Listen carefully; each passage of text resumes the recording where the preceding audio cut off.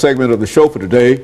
We're talking to Harold Love Jr., and he's talking about some of the issues involved with some of our young people that we've described as troubled youth this morning.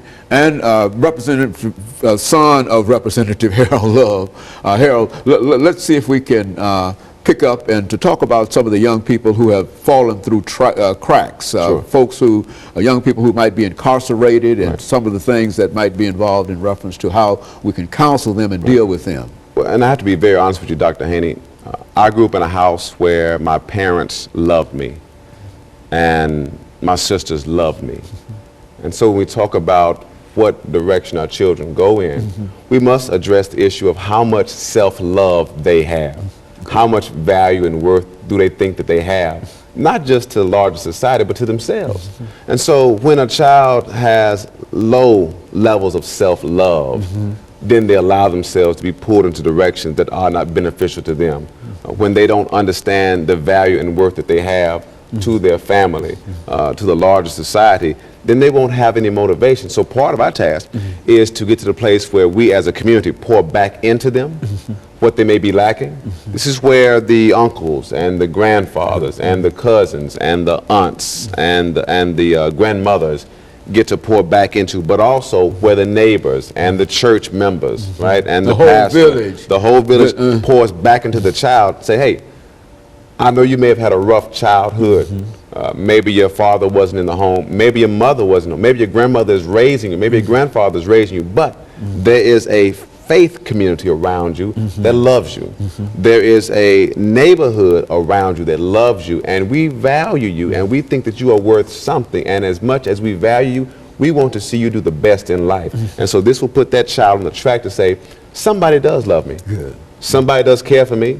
Somebody does think that I'm worth something. And if somebody thinks that of me, then I got to do something to validate their love and the self-worth that they think that I have. That was one thing that kept pushing me in my young adult years. I would say, you know, my parents have done a good job with loving me. And so I can't return their love with my bad behavior.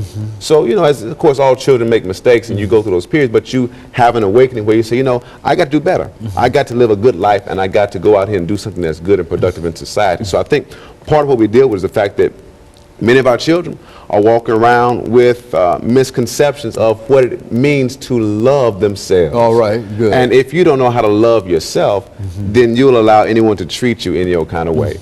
If you don't love yourself, then you will allow yourself to look any old kind of way, and you will think less of yourself. It's nothing wrong with you getting up and taking care of yourself and going out here and trying to make something good of your day and your activities. So again, everybody's not going to go to college.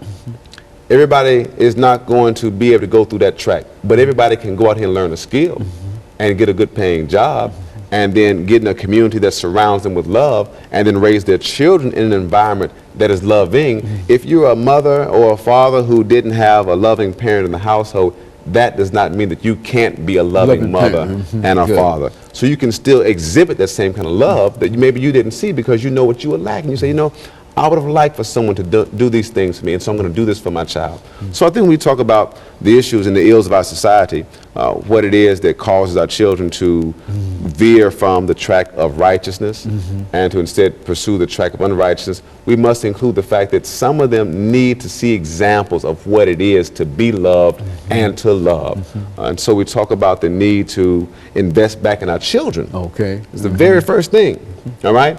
We must be very careful about how we speak to our children, how we say things in their ears that they hear that do not build them up, but instead tear them down, making comments to them about how they just like their father or just like their mother and they're no good and you never amount to anything. These are not productive things to say to a child, because a child will internalize those things and then say, well, if I'm not worth anything, why should I ascribe or live anything that is good? And so when a child goes through adolescence and the child maybe doesn't develop the right skills at the right time for good behavior, we can still then invest in that child and say, keep trying, keep pursuing what is right, and keep giving it a good effort, and we will see that you will then produce good things. And then as a child in the young adult years, or in, you know, 20s, 21s, 22 age range, when they make mistakes, when they've graduated from college or they've gone to a trade school and they've learned a trade, we can then still see to that child, all right, as you progress through this period in your life,